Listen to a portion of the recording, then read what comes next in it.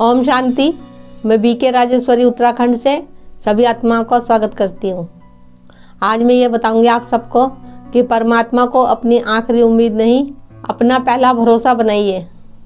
देखो, इस संसार में बहुत सारे मनुष्य हैं और उनकी परेशानी सबकी अपनी अलग अलग है, लेकिन वो परेशान इतना हो जाते हैं कि कहीं कहीं भटकते हैं जाके।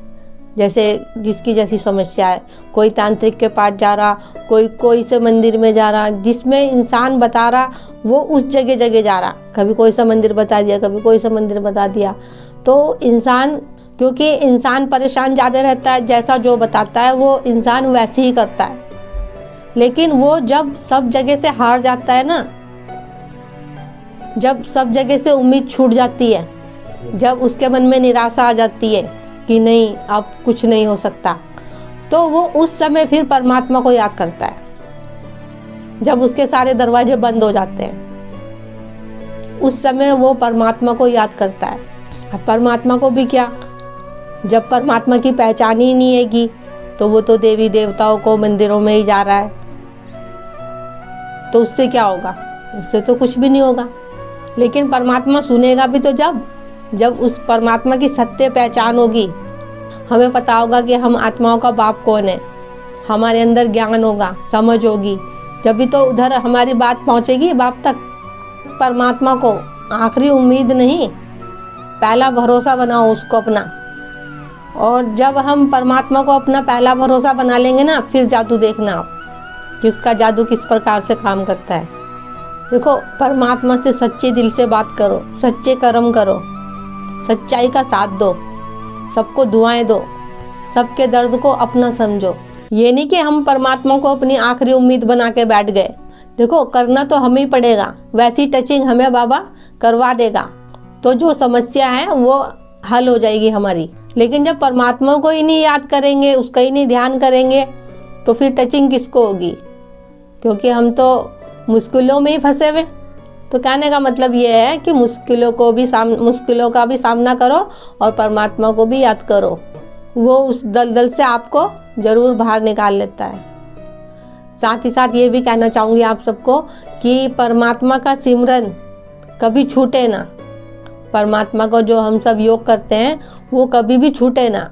डेली योग करना है, मुरली कभी मिस मत करो, योग भी डेली करना है।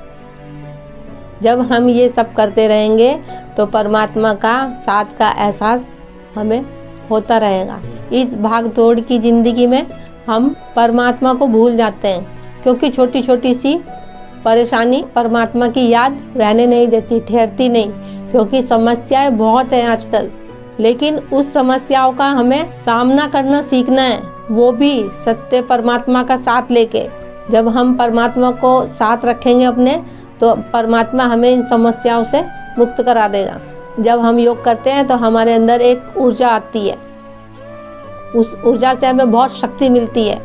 देखो, जब हमने परमात्मा को अपना पहला भरोसा बनाया तो फिर सब कुछ वो संभालेगा ना, क्योंकि वो बाप है हमारा। हम चिंता क्यों करें? क्योंकि बाप स्वयं कहते हैं कि बच्चे मैं बैठा हूँ, तुम चिंता क्यों करते हो? देखो, हमें चिंता करनी है, लेकिन चिंता हमें अपने कर्मों की करनी है कि हम अच्छा कर्म कर रहे हैं कि बुरा कर्म कर रहे हैं। हमें कर्म करने हैं श्रेष्ठ। जब हमारे कर्म श्रेष्ठ होंगे और परमात्मा का साथ होगा तो हम सारी चिंताओं से, सब समस्याओं से मुक्त हो जाएंगे। देखो, सुनने में तो ये बातें अच्छी भी लगती है, किसी किसी को बहुत अटपटी सी भी लगती है, लेकिन यही सत्य है।